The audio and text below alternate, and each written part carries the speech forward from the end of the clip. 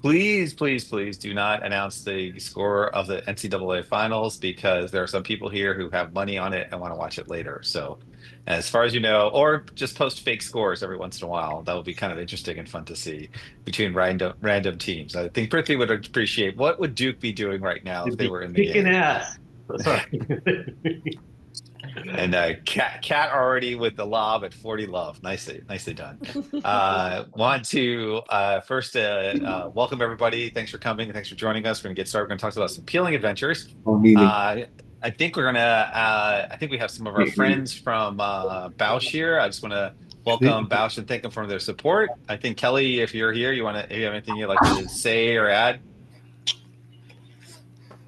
No, what you're on mute. I can see your mouth moving, but not saying anything. This is what happens when this is like past my bedtime. No, thank you again for having us here. Just excited to be part of this program and glad we can support it. I will put in the chat some programs we have coming up. You're welcome to take a look at that, and just thanks again for the opportunity to be your partner. Awesome. Thanks, Bausch. Thanks, everyone from the iVista. We're gonna get started here. Prithvi, you want to announce who's on your side, who's joining us? And Absolutely. So the COBRA programs only work because our fellows are willing to put their necks on the line and be mentored by faculty from the Cole Eye Institute and the Byers Eye Institute. And from the California side today, we have Dr. Ehsan Rahimi, who is a regular on this program. Ehsan is a associate professor of ophthalmology and very active mentor. hey, can I, before you get started, Prithvi, can I ask if you're not participating, if you don't mind muting, just so we don't get to hear you yelling and screaming at the basketball game and not paying attention to us. And then our second mentor tonight is Chase Ludwig. Chase is one of our new faculty members and had completed his fellowship at the Massachusetts Eye and Ear Infirmary. So looking forward to hearing their comments. Sunil, who do you got? We have joining us the same gruesome twosome, as I like to call them, Sumit Sharma and Kat Talcott. They share an office together and are very spicy at each other right now. So I can't wait to see what kind of fireworks we get.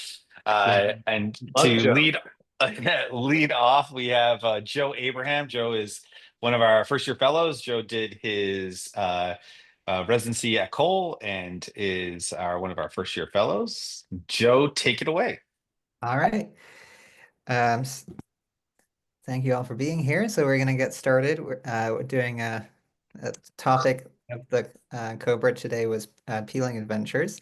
So this case was a 74-year-old male presenting with decreasing and increasingly distorted vision. Moderately phakic, vision's down to 20/50. There's no PVD. OCT here, you can see that there's significant foveal architecture disruption with the VMT and the ERM there. Joe, can I ask, what's a moderate phakic patient? Like one, it was one. Okay, I just thought they had plus. part of their lens in the eye and part of the lens out of the eye. That's yeah, 50/50. It was a very common. All right. Yeah, it was an early cataract is my point here, because that is a discussion point in itself. So, obviously this patient's having metamorphopsias and the vision's definitely decreased from previously. So, kind of no-brainer to do a vitrectomy in this case. The reason I mentioned the phakic status was the patient was counseled on risks of vitrectomy, and then when they heard that they would be hastening of their cataract progression, they were somewhat insistent on getting that done as a combo surgery. I know for macular holes, there's I think Dr. Kaiser was the one that had some data suggesting combined surgeries have better outcomes. But usually for ERMs, I feel like we would have been happy to do this from our side with just phakic.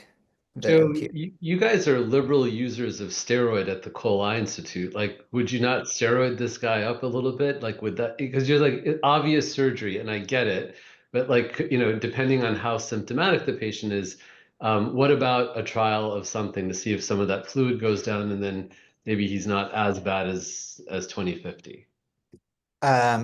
He did have a trial of topicals. I don't think there was anything stronger than that, but topicals didn't really do much for the patient. Sumit, Do you think something more? does, yeah, Sumit, what do you think? I mean, I think you can make the argument that given that amount of fluid there, that he may benefit from it, but the traction is pretty extensive. And when I see that kind of traction plus the ERM on top of that, it's unlikely that steroid trial is going to do anything. You could consider an FA, and if it leaks like crazy, then maybe, you know, if you look at the SLO image, there's a lot of tortuosity of the vessels. So maybe there is more than just the ERM, and maybe there's a CRVO or a vein occlusion components, or there hemorrhages or anything else like that. And how did that compare to the other eye? There were no significant hemorrhages in the fundus exam. Just the main thing was the clear traction and ERM. Hey, Kat, how often are you doing combo phaco vits for your puckers? I don't like doing combos for these cases. I find that if you're doing, anytime you do like a combo cataract with a vitrectomy, those patients tend to have a lot more inflammation afterwards. And I feel like their lens position never ends up quite as good as it was if they would get it done separately. They often have like sneaky eye, that sort of thing. And in general, I may be in the minority here, but as long as the patient doesn't have like a really significant cataract, I actually like operating for peels on phakic patients rather than pseudophakic patients, because I feel like the view ends up actually a lot more predictable. Sometimes, you know, if somebody's had a cataract surgery where they've had like a multifocal place, or they do concurrent like phaco, sometimes the view ends up being a little predictable, depending like where the edge of the optic is and what you're trying to do. Also, if you do combine cataract surgery for these patients, you know, sometimes the visual lag is a little bit. So I actually really prefer to do if like a cataract surgeon sends me one of these patients who might end up needing cataract surgery or retina surgery, I think it's actually really nice to do the retina surgery first. You show the patient that you're improving sort of the anatomical outcomes. And then when they have the cataract surgery, they get that big bump in vision that I think leads to happier patients and less chair time. And then they have to do all the post-op visits, which is a good thing. Well, it's not them, it's an optometrist, right? Asan, you're known to do combo vitrectomy cataract surgery rarely. What are your thoughts? Can you hear me right now? Yep. I just transitioned over. So yeah, we do quite a bit of these, and it's funny because Kat and I had the same fellowship training. We were both at Wells, and we had a couple of attendings there who did quite a bit of these. And I totally agree with all of her points. I mean, I do a fair amount of these. I do agree. I think the lens probably doesn't end up in the best position. Sometimes you can get sneaky, a little bit of shifting, but by and large, these patients are super happy. And at least one pro I'd give to it when you do this all together is we get a lot of these patients who I think maybe have like equivocal of each, a little bit of cataract, a little bit of pucker. And I always tell the patient, neither one of them is a slam dunk, but potentially addressing both of them together, I think they feel like their vision gets the most, you know, bang for a single procedure. And I think those are great ones to consider doing the combination. In this particular case, I'd probably offer that to the patient too. Well, thankfully it's a county hospital, so no worry of multifocal IOL. Take it away, Joe. This was at Cole actually, but Oh, okay, well, same thing. so you know, this is after the cataract piece has been done here, and just clearing up the ports, doing a little bit of core, staining with Kenalog. And so we're trying to be fairly careful with this because obviously, you know, in the preoperative OCT, we could see there was a lot of traction. I didn't want to induce any breaks as I was lifting here. And so more nasal, it came on that grab here, and then extending it a bit more superiorly. But then the temporal part took a couple more grasps to get. Had to go from the other side to actually get it more completely.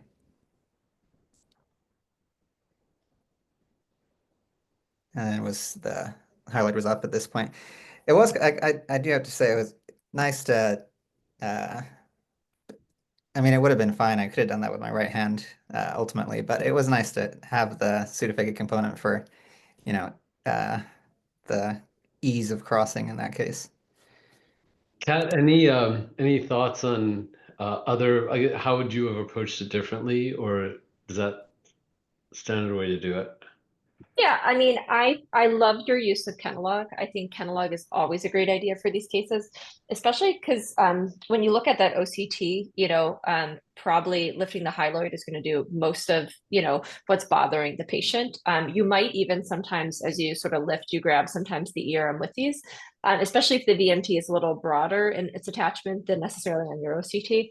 I might not have started with sort of the nasal side. I might have, I usually go sort of superiorly and inferiorly when I try and lift, but because you put in the Kenalog, what you're like the visual cues you're getting from that are over the macula, I might have focused on sort of making sure I lifted that part first rather than going out nasally where you really can't see what you're doing. But overall, like my technique for lifting hyaloid is similar to you, getting in like the cup of the nerve and sort of really aspirating. But I might have used the Kenalog to your advantage a little bit more. I had a question for Chase. Chase, could you put too much Kenalog in this type of scenario? And is the view to the macula, is it too limited in this case when you're trying to release VMT? Never enough Kenalog in my opinion. So yeah, Kenalog all day, every day. So you can keep putting it in until you Smart really comment, hear Chase. I agree. So I'm going to disagree with you both. I think Kenalog is very helpful. What I worry about here is that if it's too dense and it's sitting on top, like I can't see what's happening at the fovea.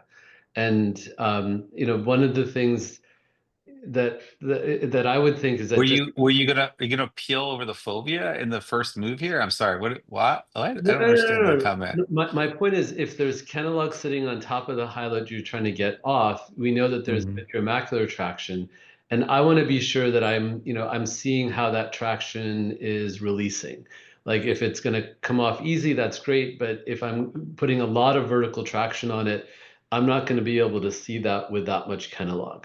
So I would have gone for Kenalog a little bit less, but Kenalog still would be required for me to be able to visualize it and demonstrate it. But I would just caution that if it's too dense on top, sometimes you can't see those connections underneath, and your game is going to be just getting it off the fovea safely, and then anything else you do is all bonus.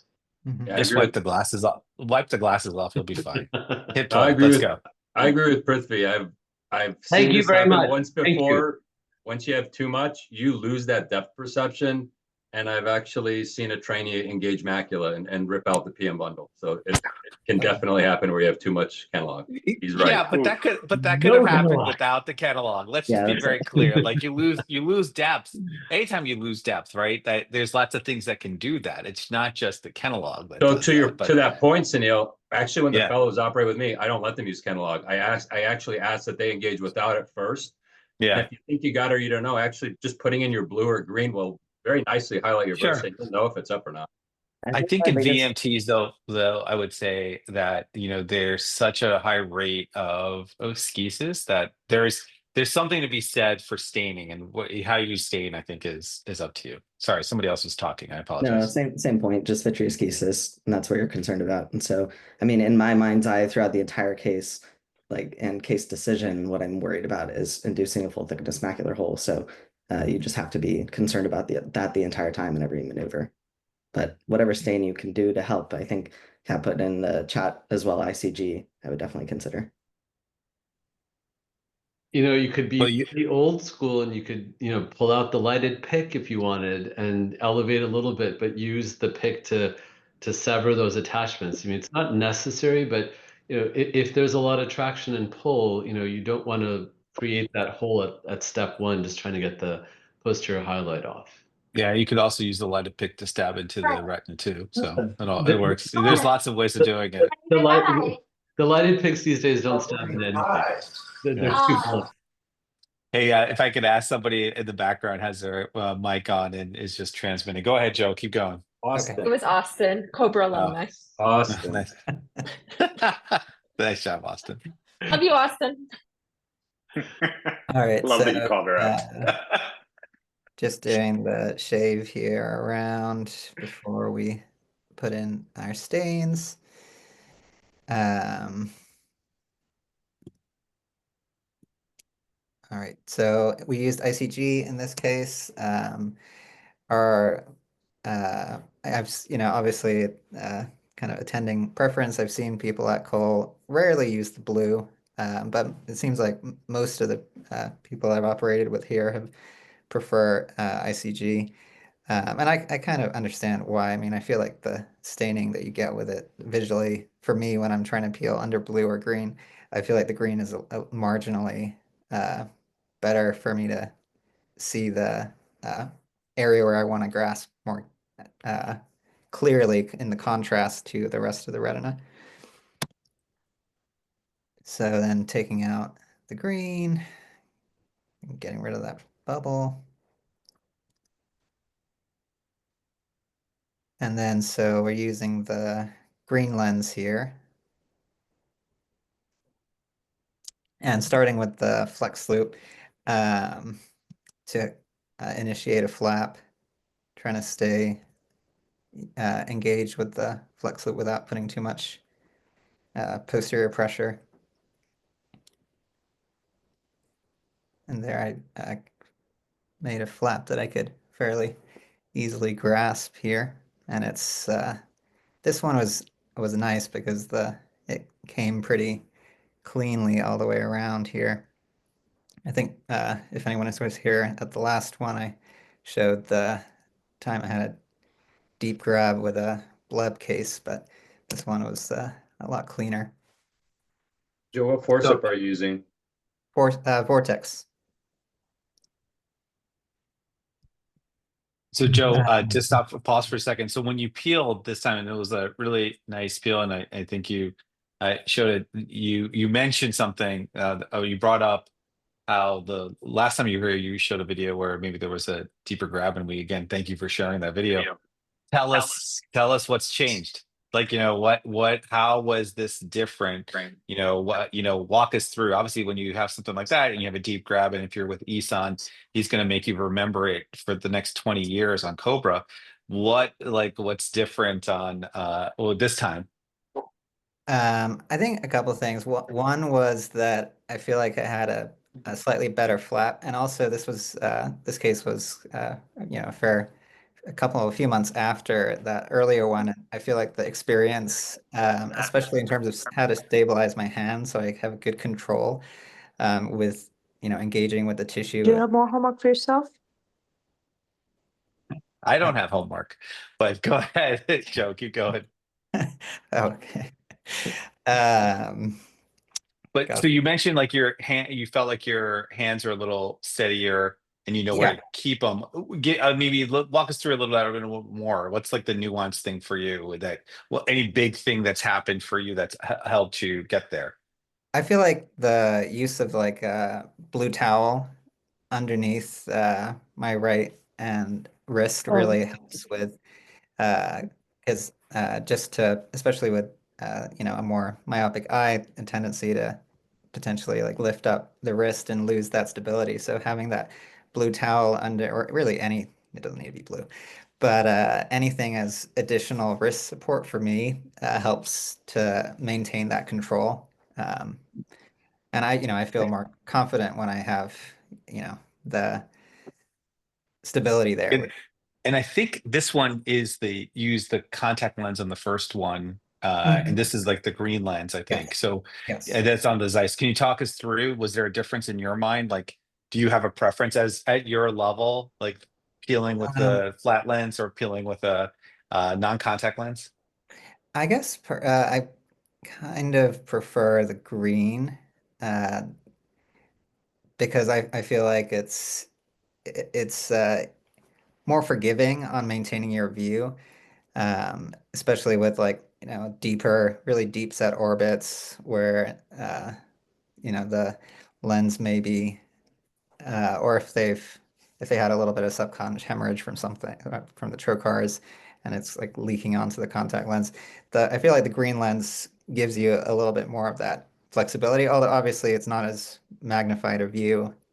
So, Yeah, I think but from I attending, had, from speak as an attending, I prefer often in the beginning you're peeling with a green lens, but that's just me. I'm curious what my colleagues think. I agree. I like the wider view that it gives you, and it lets you know kind of where you are in the eye. I love peeling with the flat lens. I think that the optics are better, the resolution is better, but losing that the wide view, I think is more dangerous for the trainees in the beginning. Go ahead, keep pressing play, man. Take us through. all right, and so we're restaining here just to make sure everything looks okay. And you can see there's a little bit of a flap. Hey Joe, are those hemorrhages? Were they there at the beginning? I didn't really pay So attention. that was as I was lifting. Here, I'll go back as the sheet was coming. So here's where one of them, a couple Oh, of them. okay, I see it. Yep, yep. It's You're it's a HIJM, hemorrhage induced by Joe's membrane. good. It's that's copyrighted for Yeah, anybody. there you go. Keep going. All right, so then back to here. So there's a residual, little bit of membrane there. So we're just getting that, and then uh, pretty much done with the meat of the case at this point.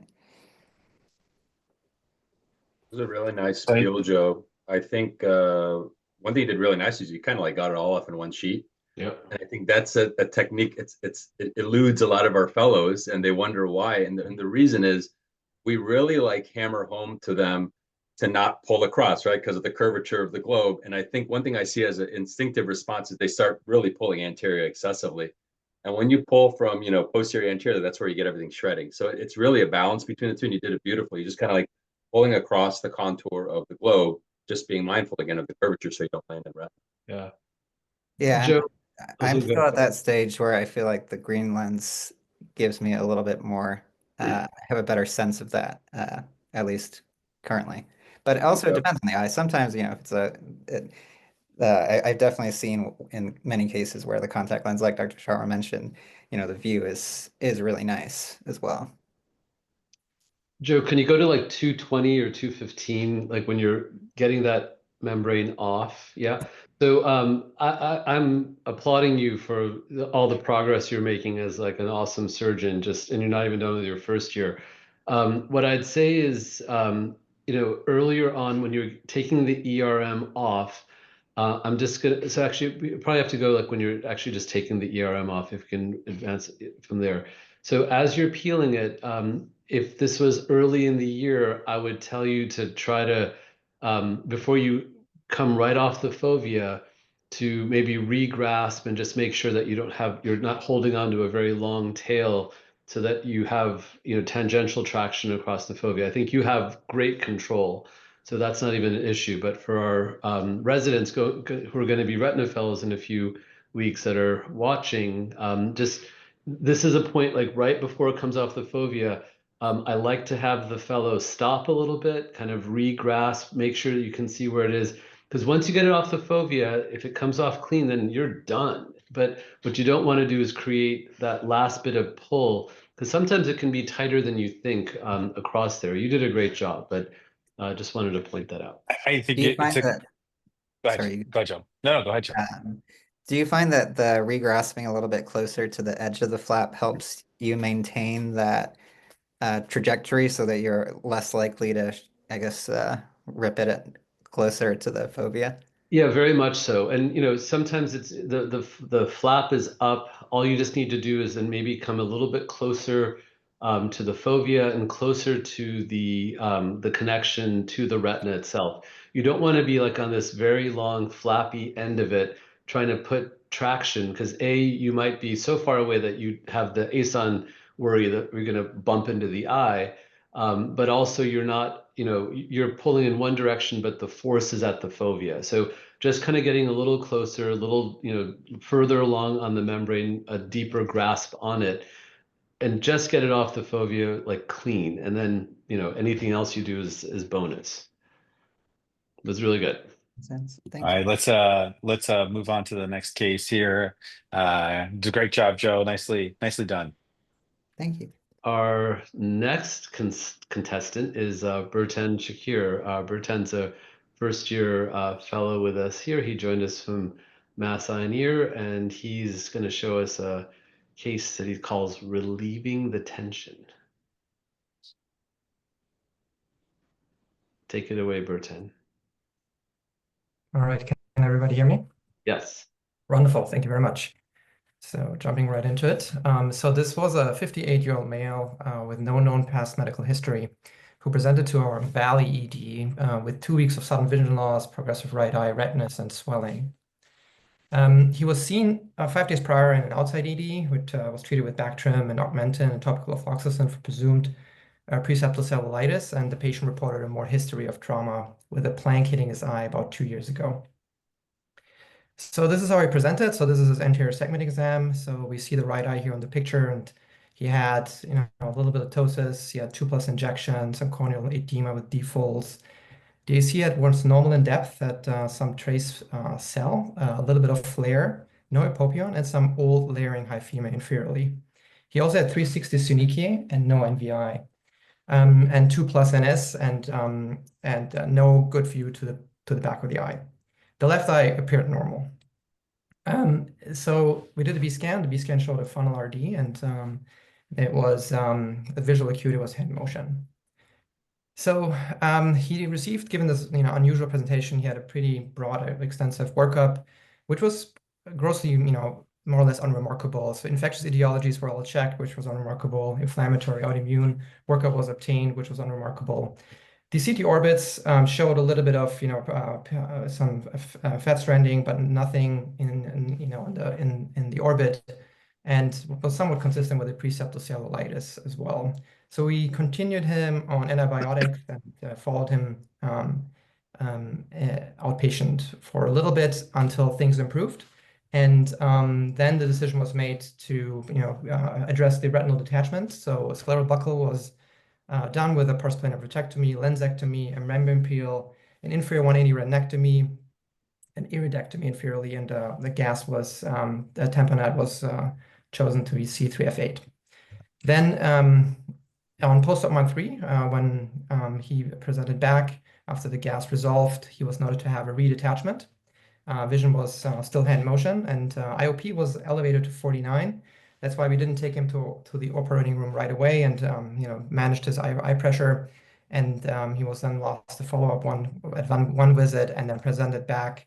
Here's the OCT, by the way, showing that the macula is detached. And then post-op month 1, we see again this patient here with the inferior retinectomy, extensive PVR, and the patient actually had some 8H retina superior on the buccal, where the old breaks were. So we discussed with the patient, that there is a very limited visual prognosis, but the patient was motivated to proceed with surgery. So we decided to bring him back to the OR, and our surgical plan was to do a 25-gauge plasmonic vitrectomy, a membrane peel, retinectomy, and then the plan was to tamponade with silicone oil.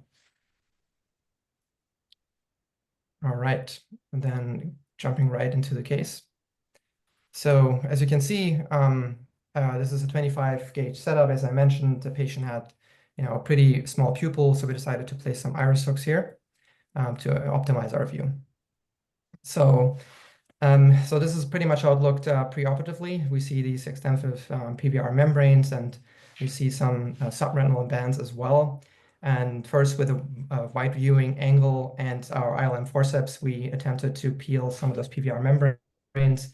I'm not showing the entirety of it, but we tried at different places as well, but we were more or less not successful to peel. So then we decided to stain with ICG to maybe help us to find some planes where we can grab and continue to find a good plane to dissect. And then we chose to use the green lens, not the drop-on lens, to give a little bit of more peripheral view, but a better, details in the macula, because that was our primary goal, to get the macula, release the tension here. And I was trying to grab, but the ILM was not coming off. I was pretty taut, and at some point, we see Dr. Penn pointed this out as the Mercedes star. I was able to get a good grasp of this and get a good purchase, and I was trying to lift, But I was a little bit getting worried that I might be maybe pulling too much and cause a tear here. So I let go. Thankfully, there was no tear or harm caused. And then a little pocket opened up superiorly in the inferior macula, and was able to get a nice sheet of a very thick membrane off the macula here. And we could tell immediately that, did really help to, relax the retina a little bit. So we restained with ICG, and with the goal to, maybe to peel a little bit more of the ILM to prevent recurrences. But we had a really tough time. It was very tough. We were unable to get it. So we got also the flex loop, as Joe showed earlier, to get an edge, but ultimately we were not successful in doing so. Pretend, let's just pause for a second. Chase, is what do you think about that ILM maneuver in detached retinas? Is that required? Is it nice to have if available? How do you approach that? I usually do kind of what you did, where I'll try, but it's not the end of the world if I'm not able to get the ILM up. It's just mainly a tool to make sure that you've gotten all the ERM and the PVR up. So, but it already looks like you did. So great work. Hey, And go ahead, Pratik. No, please. No, I was going to ask Pratik. So can I actually go back to your first step where you stretch the pupil? Can we just go back to that for 1 second? I know it seems very mundane here, but so you said that this patient had a lensectomy previously. Was capsule left over? No, I think the capsule was all removed in the first case. Because I'm looking inferiorly and there's like this whitish band like near one of your hooks. Yeah. So the reason I ask is that when the pupil doesn't dilate after I had a lensectomy and you have all of this, you have a redetachment when you've done a retinectomy. I think one of the concerns I have is how much anterior PVR, anterior proliferation you have. So was that something that was on your guys' mind, or what were you thinking besides the posterior proliferation was the cause of detachment? Was there any other thought? Did you see a break anywhere in particular preoperatively? These are good points. So we didn't see a ton of anterior PVR, at least on the pre-op exams. And we didn't see any additional breaks. And the retina actually superiorly, where the retina was still remaining, was attached on the buccal. Uh-huh. So in your mind, this is, at least the way you guys were approaching this was this is all pre-retinal pathology and maybe some subretinal pathology, Yes, and maybe like a micro break somewhere. That's on about. No, I don't want an endoscope. I'm just asking. These are so before you, because I guess it informs the next thing, because it looks like you're about to do a retinectomy. correct. Am I correct? Yes. So why? Because that's where I was leading up to. That's why it was a long 12-part question, and sorry about that. Yeah, so we felt with the extent of the retinal folds and tension and in the retina, we felt we probably will. The plan was to refresh the retinectomy edge and in the process remove the subretinal bands, and I see. and in the hope that this will help flatten out the retina. We didn't feel like that this peel would have been enough to flatten out the retina, but we could have maybe tried and see. But yeah, no, so I mean, I can now go forward after, like right before you start the retinectomy, because it looks like your edge, at least your retinectomy edge right now, it looks pretty flat all the way around. Now, did you try to put some perfluoron down or use anything else to see if you could identify a break? We did not. Okay. But Asan, when you look at that retinectomy edge that's there now, like, are you, if things look more flat, even with perfluoron, are you happy with that kind of thin fibrotic edge, right at 6, or is that in your mind an automatic refresh? You got to refresh. I like the use of the term refresh. I mean, can debate about, like Sunil said, you released your traction, at least that's pre-retinal, but there's still intrinsic retinal traction that's possible here. You already have, the buccal there. I would refresh this all. I'd restart the whole cycle here. And I'd try to. Yeah. Sorry. Yeah, and then I guess to question to Chase. So there are subretinal bands, and I think Bertan hinted that he wanted to go after them. What are your thoughts on the necessity of of the subretinal removal, if you were going to refresh the edge or not, like does that need to come out, or can we watch that? It's again an it depends answer for me. I'm always, if I have a lifted edge of my retinectomy, then I'm gonna go for them. If I feel like they're impeding, I'm just, thinking how the retina can lie flat and trying to calculate where the tension is. And if it can lie flat on top of the bands, then fine, I don't need to go crazy and get them. Can lie flat sometimes on top of them. But if I'm worried that they're causative, then I'm going to be trying to pull them either through my own small retinotomy site or lifting the retinectomy edge, just like Bertan does. Yeah, these look like they're somewhat almost want to become circumferential. I would try to attack these. I think one of the fellows asked me recently, they tried to get it in a case and they only got part of it. And I think for that, I think you can stop. You don't have to like get super aggressive and get every lap spit out, but if you can actually like, sever the adhesions and break that traction, break that circumferential traction, then you're good at that point. I would attempt to release it here. I agree. All right, you want to keep playing? Yes. So the plan was to first do a small limited retinectomy here to gain access to the subretinal band and pull the subretinal bands first before extending our retinectomy here. So I outlined it with diathermy to, try to minimize bleeding as much as possible. And then I use my, here, I think there were max grip forceps, try to grab that band and try to pull it out. Here I tried, Sumit, but I, kind of lost. Sumit, a couple questions here. Yeah. What is your vitrector settings when you're cutting a retinectomy with the diathermy, and what's your teaching on getting subretinal bands out? Yeah, so I think for doing diet, so that's what you want to avoid right there. But for taking out a subretinal band, you really want something as a fulcrum against it because they're really easy to break. So you want to change that vector force in terms of how you're pulling, so you don't do what you just did there, which is just pull, pull, pull, and then it just snaps back and you lose half of it.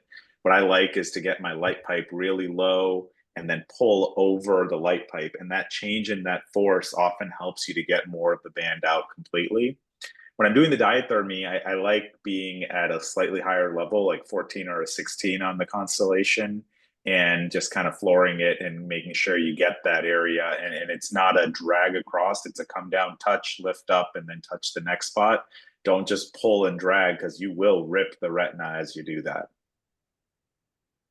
Can you too much I think diathermy?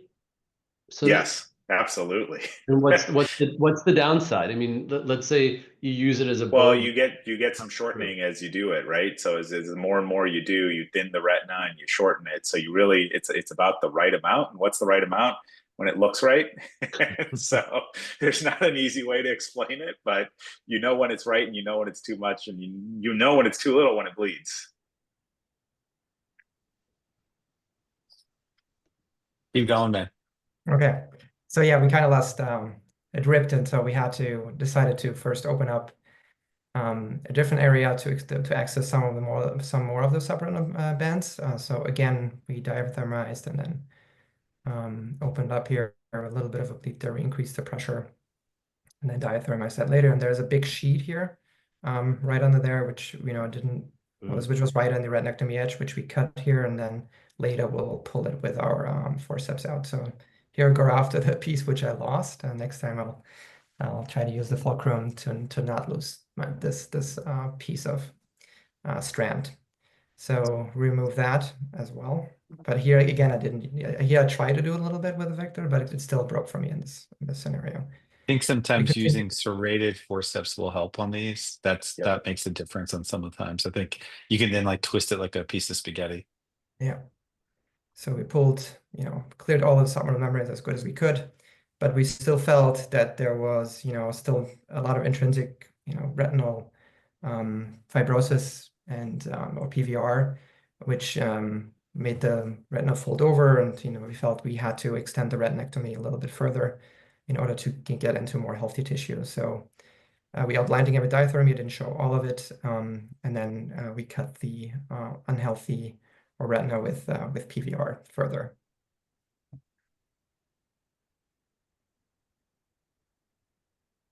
That's a pretty long case.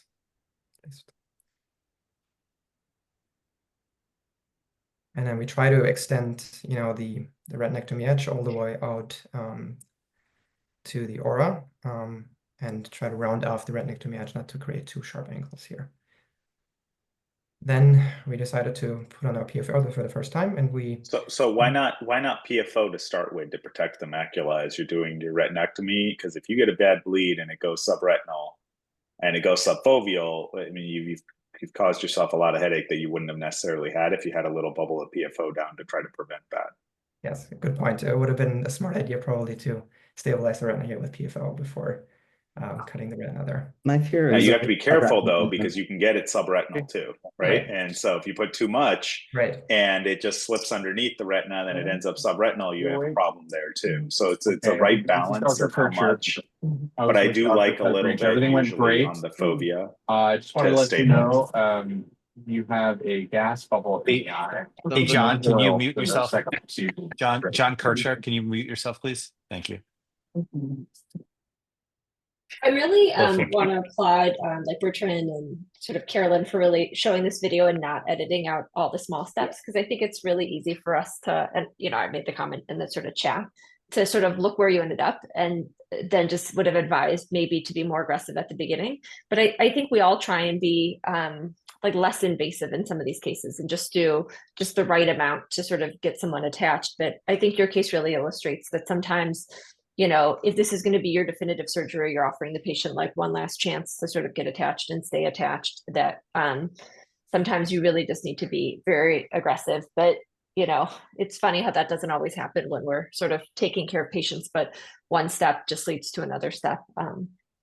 So thank you. Chase, with the subretinal dissection that was required, would you have put PFO down in the macula, or do you worry that manipulating subretinally with that bubble over the macula could, you know, flip that bubble subretinal? Like, would you then, if you'd put PFO to begin with, would you have removed it before you start accessing subretinal, or would you just make it smaller, or just kind of work around it? Yeah, you know, I don't usually put in PFO until my like final flattening of the retina. So I wouldn't. I'm just always worried about subretinal PFO toxicity. So I always put it in as a later step, and I'm just really, really aggressive about diathermizing, encouraging the fellows to diathermize any bleeds, adjust the pressure accordingly. I'm PFO first. Like I like PFO. I think it helps me even when I'm defining my retinectomy edges, holds things down. But what Bertrand here has done is also neat because you know, he didn't fully release that 6 o'clock position, and you don't have like floppy retina at that point. It's kind of being held like tacked down with a, you know, with a safety pin or something, and you know, it allows for access without the retinal edge kind of rolling over. So that's another way to think of, you know, kind of the time that you actually complete retinectomies. Doesn't all have to be at once, especially if you have other work that needs to still get done.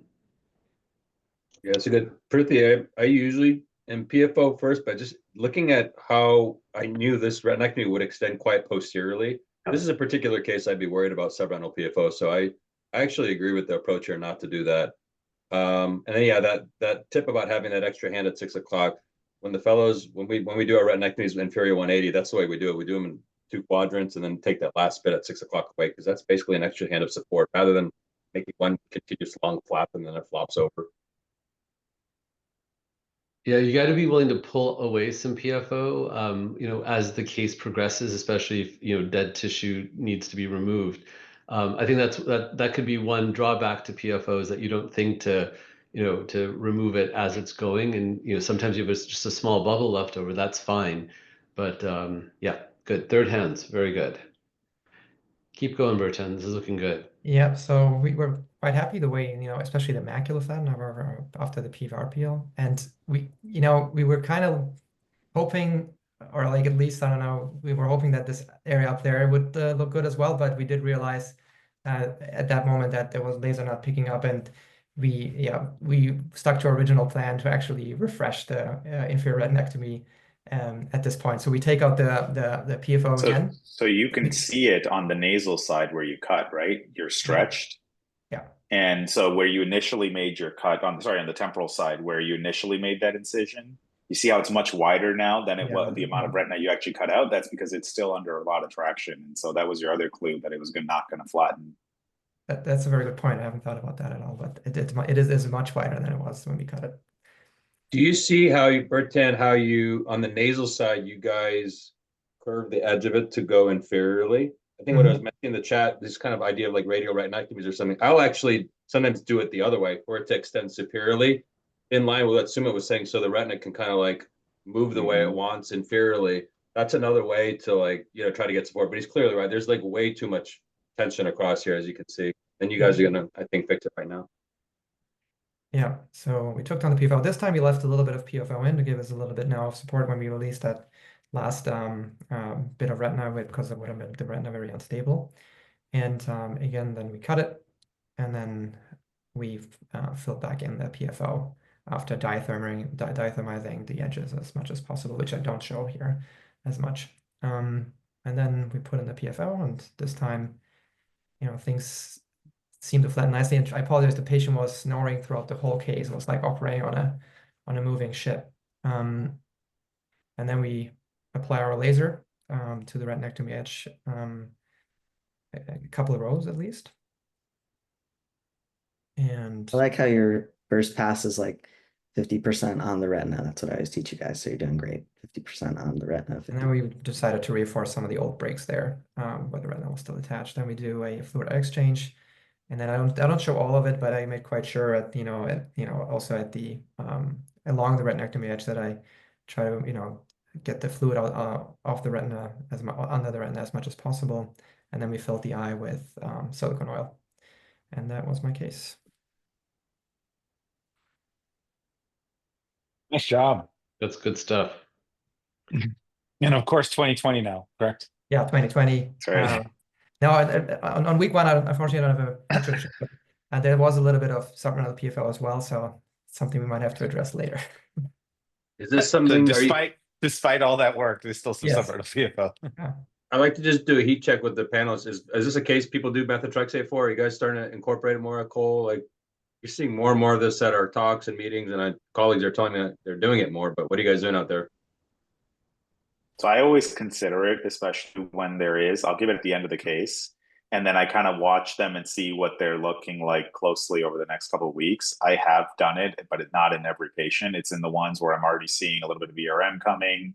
Then I kind of commit them to you're getting multiple. But if they look very pristine and they look clean, I haven't done it. And I've had many where you go in there and you're worried there's going to be PVR, but you refresh the retinectomy because it wasn't either done properly or something else was the issue, and I haven't used it there. And I've had others where there's dense membranes in the macula like this where I have used it. Before we get to the next case, great graphic. The challenging part for young surgeons, I think, in these types of PVR cases is what Sumit was getting to, which is trying to be able to estimate how much traction is still there and residual. And you think you want to be as peripheral as you can be, which is true, but the retina will show you like how much it wants to retract. And I think that's always challenging. And like you saw, Bertan, on the nasal side, things got much closer than maybe you wanted it to be, but that's what you needed in order to relieve the traction. That was hard stuff. And then identifying the subretinal bands, never easy. So that was a great case.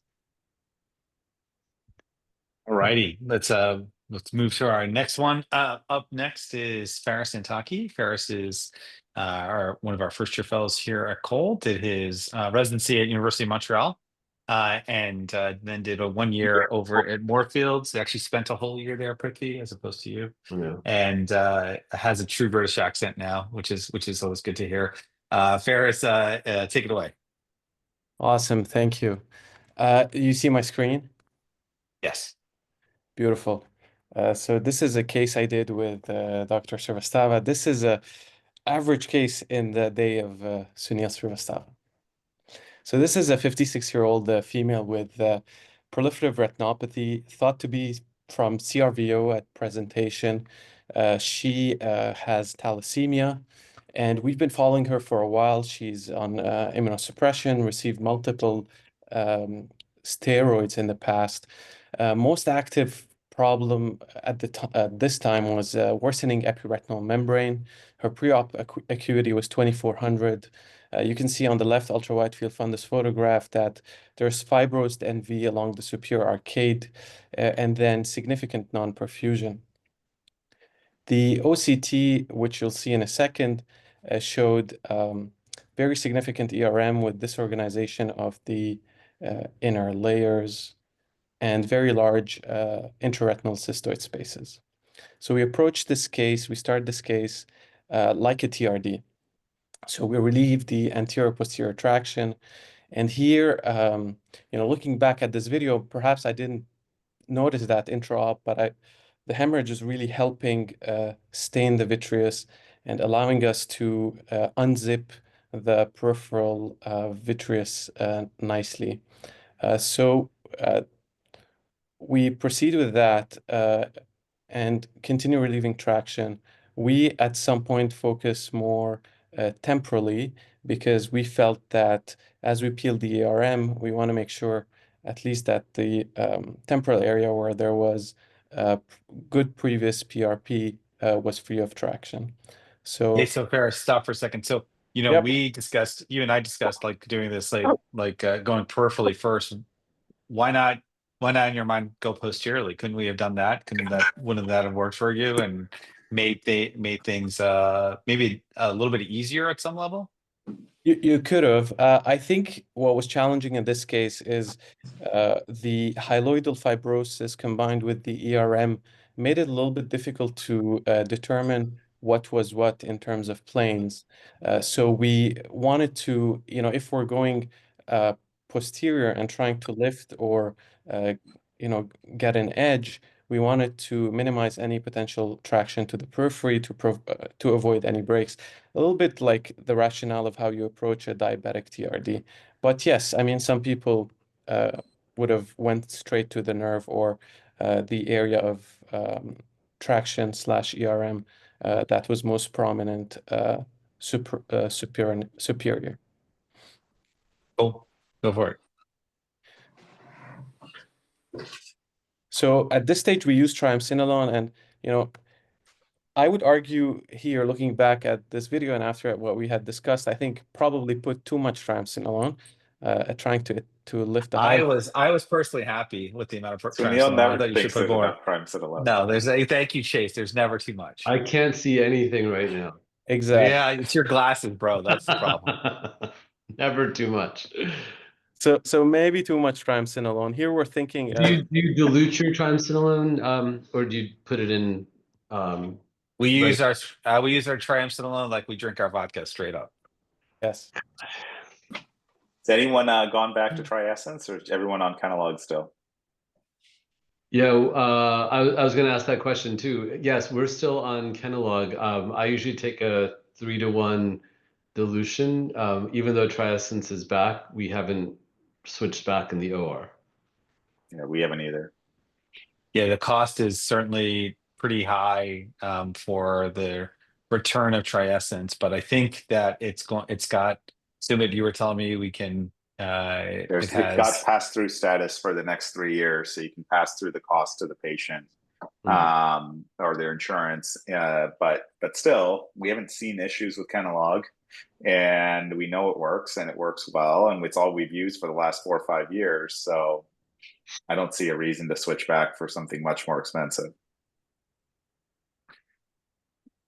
So here we attempt to lift hyaloid. I've selected a few attempts, at lifting hyaloid in different areas. And then I'll show you the peeling section in real time. So the view on the video is, probably doesn't do justice the actual view of what we were seeing with the scope. But basically It's the Kenalog. Probably. It's the Kenalog. There are multiple layers, multiple, I would say, levels. So you had the ERM at the bottom that also looked like hyaloid, and then you had hyaloid. And here with the famous pointer telling me where to try to go. Then we abandoned continuing to lift the hyaloid. We did lift it in some sections and cut. We segmented some of the areas, and we go back to the temporal retina now with slightly better visualization. See how the catalog helps you, and you can actually see the peripheral hyaloid. That was really helpful. Good job. Thank you. So now we start the peel. This is real time, and we decide to start with a retinal pick. And we identified that approaching this edge this way made more sense after trying to go the other way, which I think I trimmed from the video. But my first move here was trying to pull towards the nerve, maybe a little bit too quick, and I pulled too much on the NV and cause a bleed. Instead of trying to undermine, the first reflex is a little bit of a startle, push on the pedal to increase the pressure to 60, the nerve is pulsating. And here, Dr. Srivastava is telling me, you have to go back and forth, undermine, go under the membrane, don't just pull up. You're really lucky. Yes, so we're lucky, the NV bled a little bit, but not too much. And so here, we're going with a back and forth movement, trying to undermine that membrane, lifting it without or trying to minimize traction on the underlying retina. So I should pause here for a second. I think this actually came up when Prithvi was talking about like triamcinolone and over the fovea and such, this idea of how do you use a pick and how do you peel? And I think the point that you show, maybe go back to it, is the first move that you made was lifting as opposed to dissecting. And I think it's a very important kind of concept to have early on of what you're supposed to do. And you were doing it initially, and then you just started pushing a little bit too much. And thankfully, like I said, you got lucky. Prithvi, anything you tell fellows at this point? Ferris, is this your first use of the pick? Yes. Yeah, I mean that's great that you brought that out to use and to show us. I don't think many have would be using picks at this stage of their training, or even consider that's even an option. What did you feel about the pick? Like, was it very sharp? Like, did you feel like it was like slicing through like butter, or was it just kind of moving tissue? Because there's different ways, different types of picks, and this looks a little bit more blunt than super sharp. How did it feel to you? It didn't feel very sharp. It felt like, to be honest, almost like a forceps. I felt that it could be safe, and maybe I was a bit fooled here, but the thickness of the membrane and what I was trying to lift gave me maybe some reassurance that that I could do it safely. But I didn't really think that. At least my first reaction was, I'm trying to lift an edge rather than try to dissect. That was my thinking. Yeah, and remember, you could use it as exactly like lift an edge, create space, and you could then go back with the cutter, right, to segment if you really needed to, or a forceps to peel. You don't have to kind of dissect it all off with this type of blunt pick. Back in the day, like the picks that we used to have would be much sharper, and they could actually like cleave those attachments. But I think this is probably even safer that lift, separating space, then you can go in with another instrument if you need to. So you're using a good instrument. You don't have to like complete the case with it, but maybe you will. I don't know. I really like the 25 gauge pick scissors by Dork because they are a pick, but then you can turn them and cut with them at the same time. And so when you see that traction, you just kind of lift up and cut.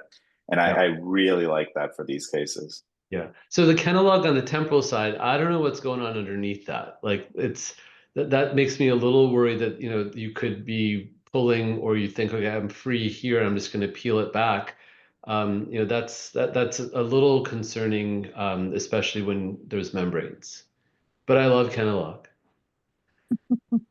No, it's not too much Keep catalog. going. So tell us what you're doing here, Ferris. What was the whole point of that just last move right there? Yeah. I think this last move was, making sure we're past that area of NV, and we were about to switch to the forceps, and we wanted to be confident that maybe we're past an area of strong adherence, and we could more safely proceed to peeling. And on the fluorescein, that was the area where, when on initial pre-op exam, that showed the fibrosed NV.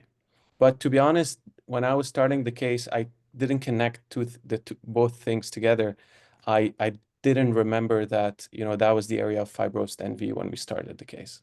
I think that the reason why we had you use the pick was exactly what you just did here. When you have something this thick, identifying layers, and Prithvi was kind of alluding to this of knowing where you are. This now gives you a little bit more confidence of what the rest of this memory. You don't know for sure, but you have an idea of where you're starting, and now you can actually start dissecting or gently peeling in that area to kind of figure out the rest. So, the pick is a great tool for pre-retinal membrane, so highly, support its use, and it's really nice to, in some of these complex ones, just to give you an idea of the anatomy. Mhm. So then we finished doing that. We switched to an ILM forceps.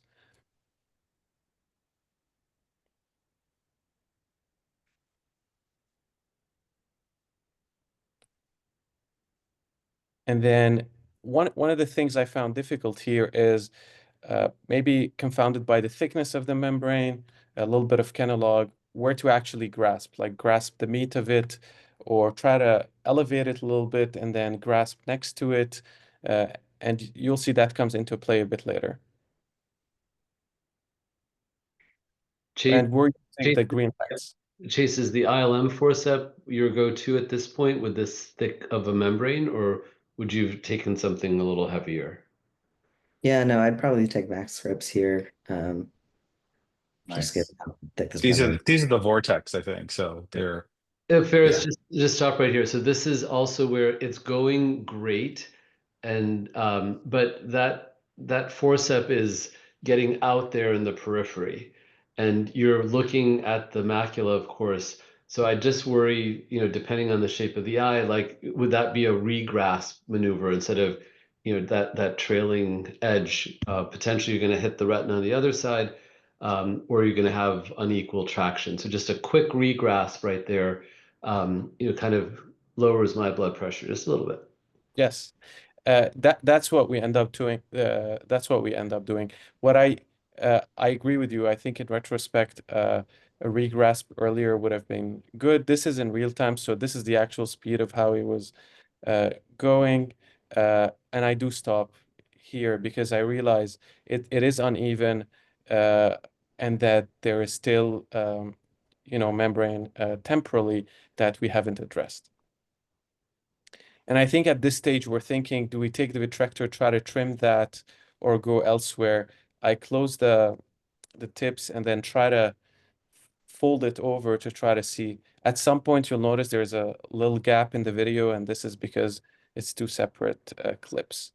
And then try to do that a little bit temporally.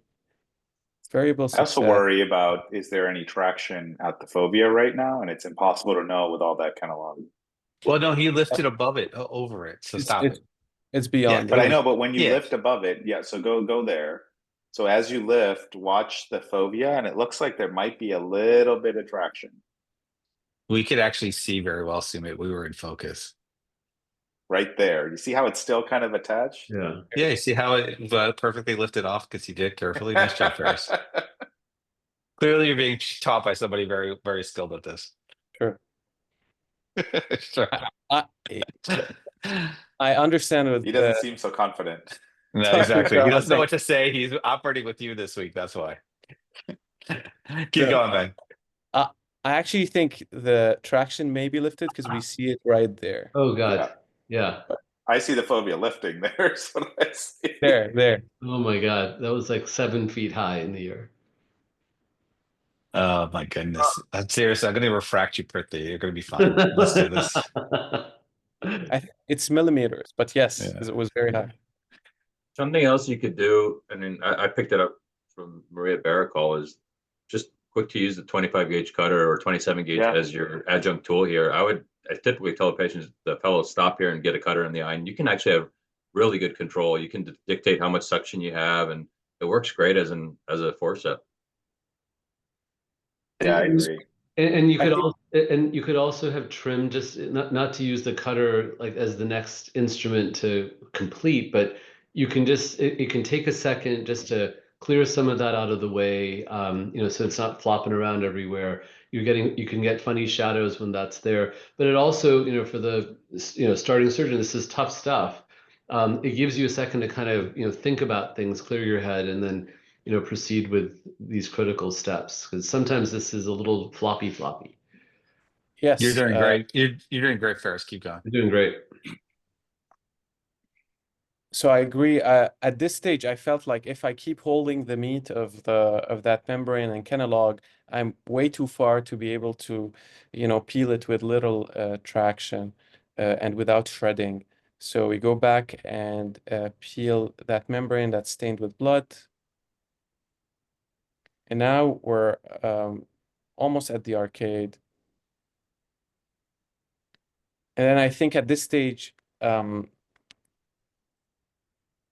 we again try to see, I'm trying to see where can I lift without holding the meat of it. But then I think we just say, try to hold the meat of it and then pull up and let's see what happens.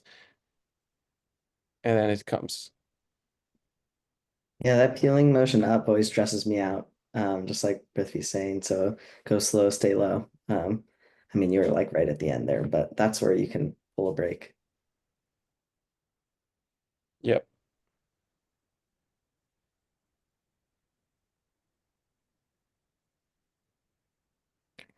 It's And then amazing how adherent that stuff was to the NV. I mean, you can see like it was basically just all NV at some point in time.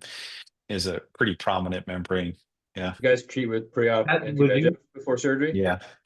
She got a few, beforehand. So this, Varys, talked that this might be a CRVO thalassemia. I actually think this patient has inflammatory vasculitis, and I had her on immune suppression, but she had just occlusive disease probably for the past, 10, 15 years, and just slowly snuffed off parts of her retina.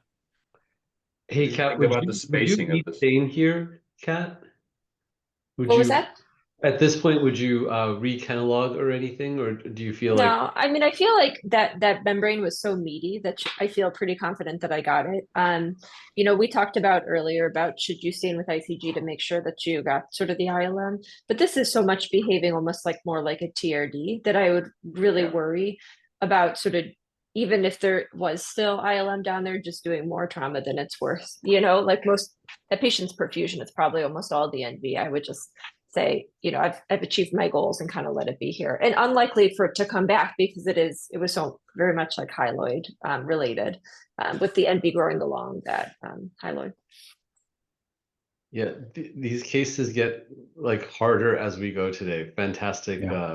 And Ehsan, to your point, we looked at the pre-op fluorescein to see where the non-perfusion was to determine where to put the laser. I try to, when it comes this posterior in a uveitic or an occlusive patient, I don't come right to the fovea. I'll go like maybe a half disc diameter out, and just to, because I think it's hard for me mentally to bring laser into that posterior. But you'll see we're pretty posterior here where we put the laser, because these patients will rebleed. And we didn't put Avastin at the end. Ted brought it up.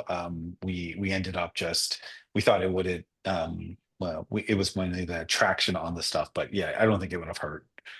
Yeah, this type of case actually is one where I like to leave steroid either in the eye or around the eye, and then it just gets back to Sumit's point. I think that's maybe one of the arguments of having triessence available in these cases. I feel a little bit better leaving that behind the catalog, although I haven't really been. Yeah, I just also put it yeah, but this patient also is immune suppressed and got a load of steroids beforehand as well. So this is one of our typical uveitics that we're pre-op hammering them with combination Ozurdex, Avastin, systemic immune suppression, and then post-op continuing it on.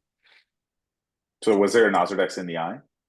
She had one previously, so she had an Ozurdex from before that had just worn off, and then got the Avastin, and then we came to the OR.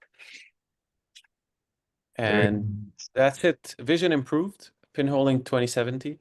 from 2400. OCT looks better, still with those large cystic spaces. Yeah, probably need Um, some Avastin still. Yeah, let's Or give her time. steroids. She's yeah, I mean, Yeah. structurally she's improved. Let's see what Oh, yeah. happens Much over better. time. Yeah, way Yeah. better. This is great. Nice Good, job. good awesome. case. Thank you. Our last case for the evening is by one of our other first-year fellows, Jonathan Lin. Jonathan also joined us from Mass Eye and Ear from his residency and is going to tell us a little bit about membrane peeling. Jonathan. Awesome. Let me just get screen. Everyone can see my screen okay? Yes. Yep. Perfect. So this is the case that I did with Dr. Ludwig. So this is a 40-year-old male who presented with decreased vision in the left eye. He told us that a few years prior to coming to us, he was told he had a cataract that they were going to monitor in the left eye. But since then, the vision has been progressively worsening. And over the past week and a half, he's noticed a particularly rapid worsening of the vision. Denied any recent trauma, no other systemic symptoms, and pretty much generally pretty healthy. In the ED where he presented, he did get a slew of blood work, and based on that, had a new diagnosis of type 2 diabetes, but otherwise doing well. So this is a kind of a photo of the anterior segment, and you can see pretty notably that there's this very atypical looking opacity in the lens. On slit lamp examination, it looked mostly to be kind of in the posterior aspect of the lens. And here are the fundus photos. You can see right eye 20/20 vision basically looks within normal limits. And then in the left eye, you can see there's a lot of opacity, precluding the view to the posterior pole due to the cataract. But you can clearly see kind of in the areas around the opacity that there's detached retina. And something very strange happening in the inferior temporal area. Because of the poor view, we got some imaging, including UBM and a B scan. You can see very clearly that there's what appears to be a total retinal detachment. So given this kind of unclear history, kind of atypical patient demographics, being 40 with kind of what appears to be likely like a subacute on chronic vision loss, decided to get a systemic workup to rule out any underlying infectious or inflammatory etiologies, and essentially everything was normal. And so I'm curious, to hear from the panelists in terms of kind of thoughts about what the optimal plan would be. So obviously, would you guys put a sclerobuckle in this case? Obviously, in order to do the vitrectomy, we'd have to do a lensectomy. But what would be the plan? Would we leave the patient aphakic? We leave capsule for a future planned implantation of a sulcus versus posterior capsule IOL? Do we try to place an IOL at this first surgery? And then do we consider doing intravitreal methotrexate? Based on multifocal toric, like what's your thoughts? Are we getting pimped by the fellow here? What we're gonna do? Yeah, well, he wants to put one in. All of these are options, honestly. I mean, I definitely will do methotrexate. I'll put it in the bottle in this case. I'll plan to do a series of injections afterwards. I think the decision about the lensectomy is an interesting one. To be honest, you'd be surprised sometimes your view, you think looking at a lens under the slit lamp is going to be bad. And then just with these wide angle viewing systems, it's actually not that bad intraoperatively. You potentially could get away with doing nothing to this lens. But all these are options. I mean, you can leave them aphakic. I just worry about having suboptimal endotamponade regardless of what you do then at that point. I've been tempted a couple of these times we've done cases together. We just do a European style combo approach and put the lens in and just do the case. So I definitely put a buckle here. I don't know. What about the rest? I always open the conjunctiva 360, and then if you want to start the vitrectomy and then look, and then you can decide about buckle afterwards. Patient's young, you could probably do the lensectomy with the cutter if you'd like, but I don't think there's anything wrong with doing a phaco on this one. I think you don't know for sure. Makes sense. I'd be highly suspicious there's some trauma that we don't know about. I'm always worried about that in a young person. So at some level, exploring the eye is a good idea. I'm buckle 100%. If the view, you can't work around it, then in this case with a total funnel detachment, membranes anteriorly, etc., that you showed on the UBM, I think this lens in my hands comes out, and so does the capsule. I think I'm not going to try to get cute with putting a lens with especially all the anterior membranes. Perfect. So we show the video. All right. So in this case, we actually went with a 23 gauge system just due to the possibility of thinking we might need to do, fragmentome if the lens is dense, though we didn't expect it. And interesting, you'll notice that when we are going with this last trocar, you'll see that this is 3.5 millimeters behind because there are a lot of anterior kind of membranes. But you can see that there is like something happening, like right here.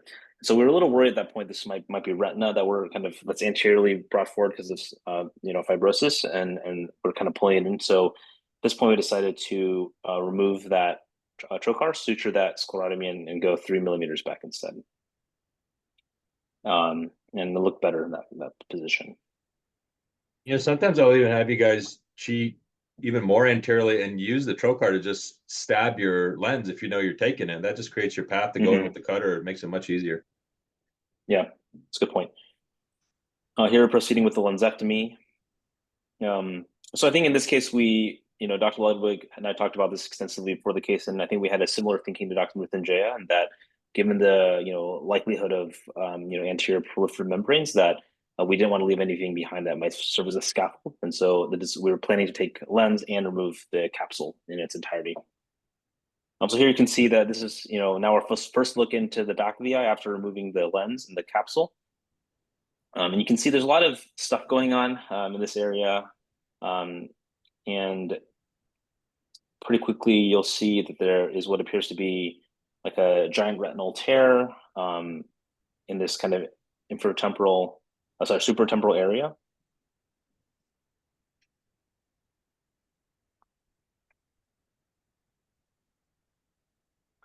And so after we kind of had a sense of what's going on in the back, we kind of, we're now trying to pull away some of the capsule and some of the anterior membranes. And you can see we're using kind of a bimanual approach, using the vitrector in one hand and aspiration to kind of pull it across, and then use the forceps to kind of do a hand over hand technique.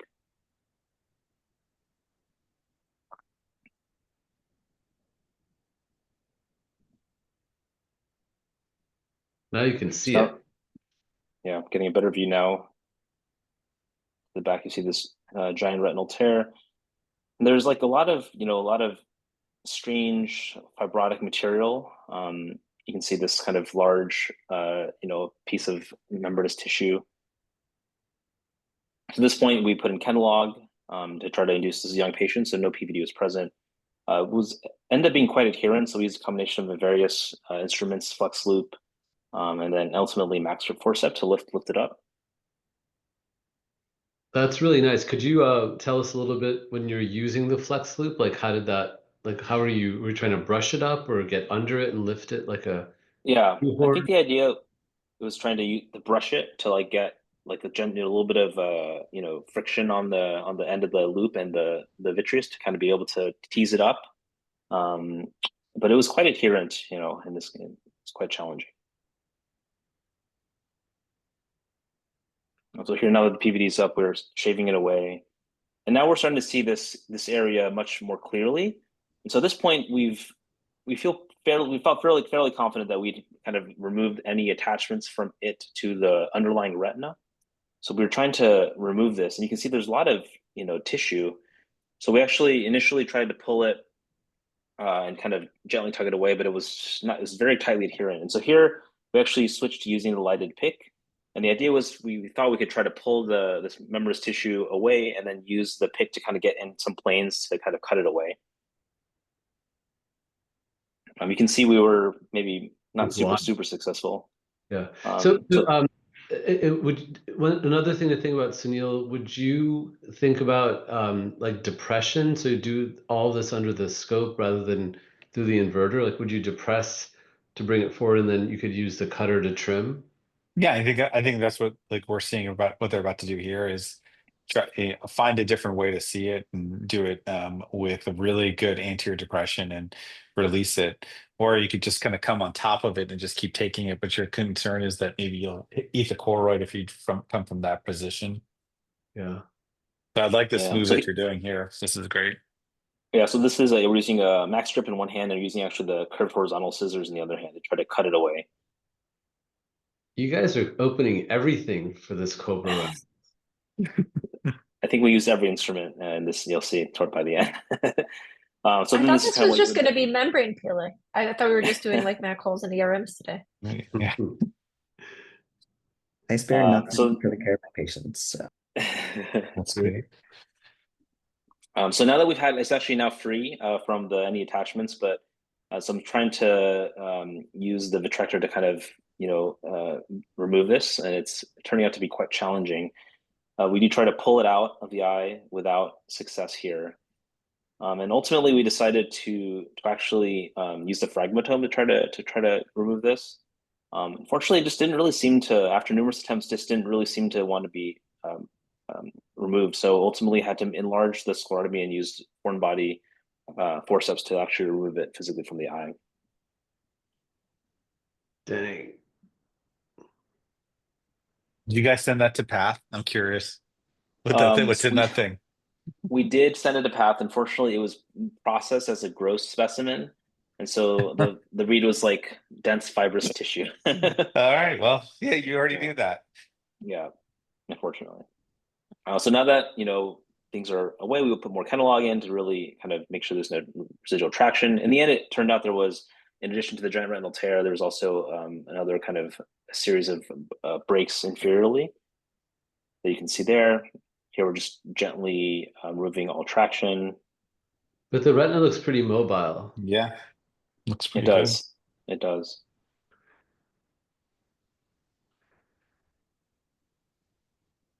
So diathermizing the edges, and then PFO to flatten the retina and to flatten nicely, and then lasering those areas.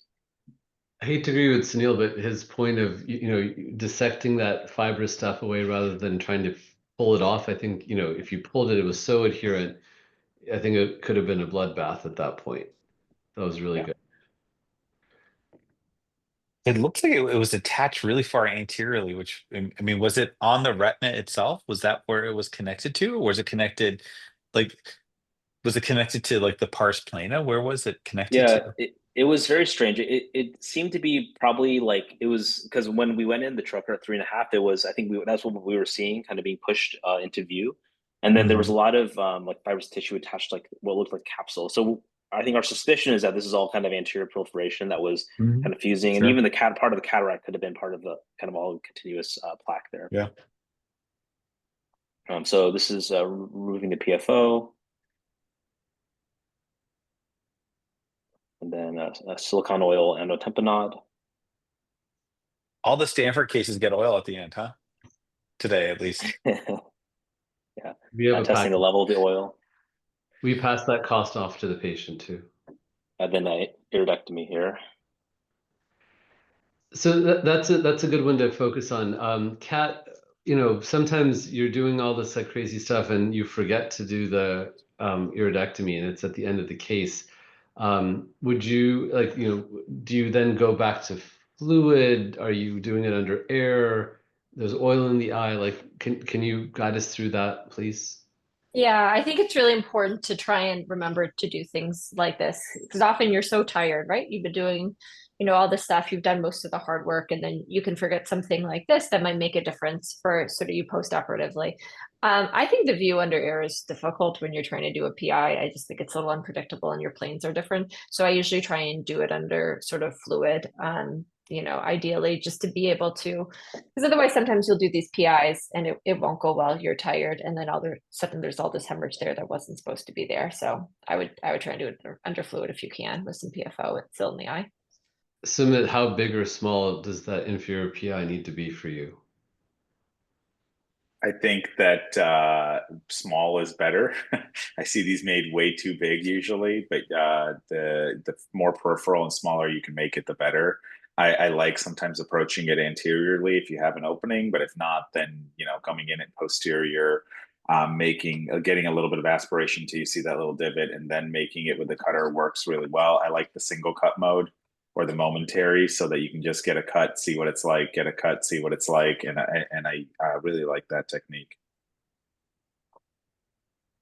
Yeah, this is a good size for me. Anything smaller, I'd worry it's gonna, fibrose down, but this is a good one. I always am happy when the fellow takes half of the iris. That's my personal favorite.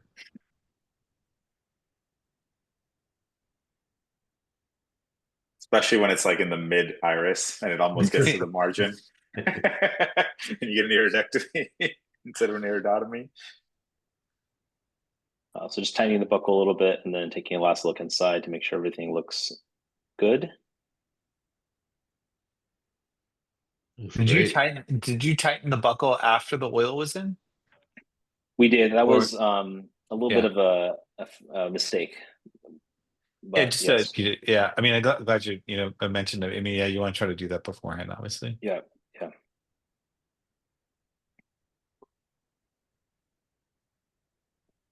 So this patient received a methotrexate at the end of the case, and then the plan was to proceed with serial methotrexate injections postoperatively. But unfortunately, due to insurance issues, the patient actually was sort of like intermittently seen or lost to follow up for a large period of this portion of time. But we do have pictures from week 1. So week 1, patient was counting fingers. Retina looks attached. Good laser. A little bit of hemorrhage along the retina, the diathermized edge, but attached. And then he was recently seen at post-op month 2, still attached, but unfortunately with high pressure with a lot of oil that had come to the front of the eye. And so Dr. Rahimi actually took the case at the end of last week to remove the oil, but remains attached. I think Dr. Rahimi put a little bit of supplemental laser and took the oil out. Very cool. Nice job. Great cases. Great cases. I'm very impressed with the type of peels that you got here. And Isan, you're not going to miss the game. I think it's still 12-12, so you're going to be all right. Awesome. Thanks, everyone. So thank you to our iVista team for helping put this together. Thank you to Bausch for continuing to support fellow education, even in COBRA. But when's our next one, Prithvi? Our last one of the academic year. The senior send-off is on Monday, June 16th. So we'll send some stuff off. We'll see some of the best and scariest cases that our seniors are going to have. So we hope you'll all join us. And last word to Sunil, as always. No pressure, seniors. We want to see you bring it for our last one and for your last COBRA, because you're going to be on the other side of it. Thanks to everybody for joining us. Have a great night, and hopefully see you all at Arvo. If you're going, please make sure you come and say hi, and have a great night.